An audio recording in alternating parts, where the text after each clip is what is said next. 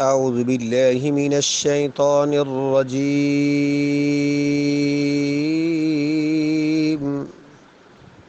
بسم الله الرحمن الرحيم.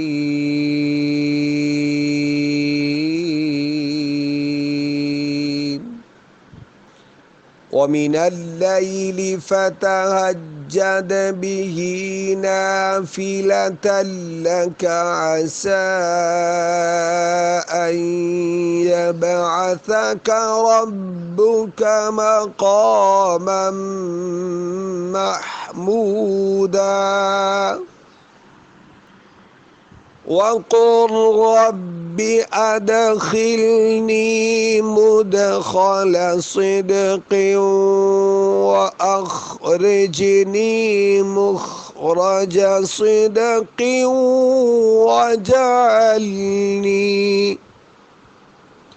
واجعلني من لدنك سلطانا نصيرا.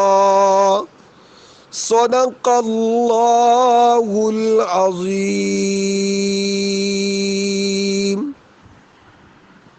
عن أبي ذر رضي الله تعالى عنه قال قال رسول الله صلى الله عليه وسلم یا ابا ذر، ابو ذر رضی اللہ تعالیٰ عنہ کہتے ہیں کہ حضور اکرم صلی اللہ علیہ وسلم نے ارشاد فرمایا، اے ابو ذر، اگر تو صبح کو جا کر ایک آیت کلام اللہ شریف سیکھ لے تو نوافل کی 100 رکعات سے افضل ہے، اور اگر ایک باب علم کا سیکھ لے، خواہ اس وقت وہ معمول بھی ہی ہو یا نہ ہو، تو 1000 رکعات نفل پڑھنے سے بہتر ہے۔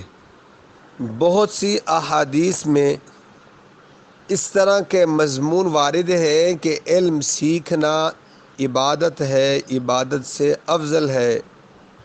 فضائل علم میں جس قدر روایات وارد ہوئی ہیں ان کا احاطہ کرنا بہت مشکل ہے کہ حضور صلی اللہ علیہ وسلم کا ارشاد ہے کہ عالم کی عابد پر فضیلت ایسی ہے جیسا کہ میری فضیلت تم میں سے ادنیٰ شخص پر ہے۔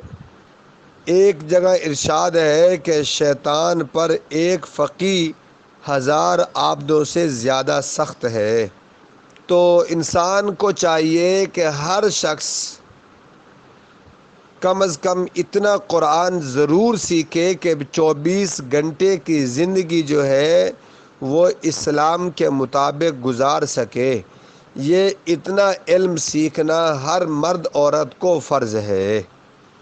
قرآن کو تلفظ کے ساتھ اس کی پروننسیشن کا خیال کرتے ہوئے ہمیں اتنا ضرور آنا چاہیے کہ 5 نمازوں میں ہم ہر رکعت کے اندر الگ الگ صورت جو ہے وہ پڑھ سکیں۔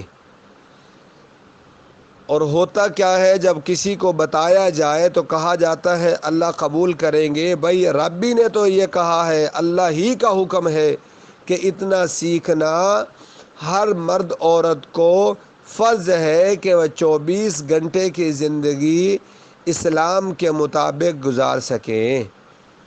اللہ تعالی ہم سب کو قرآن اور سنت کے مطابق زندگی گزارنے والا بنائے، قرآن کو سینے سے لگانے والا بنائے، قرآن پر عمل کرنے والا بنائے۔ وآخر دعوانا ان الحمد للہ رب العالمین۔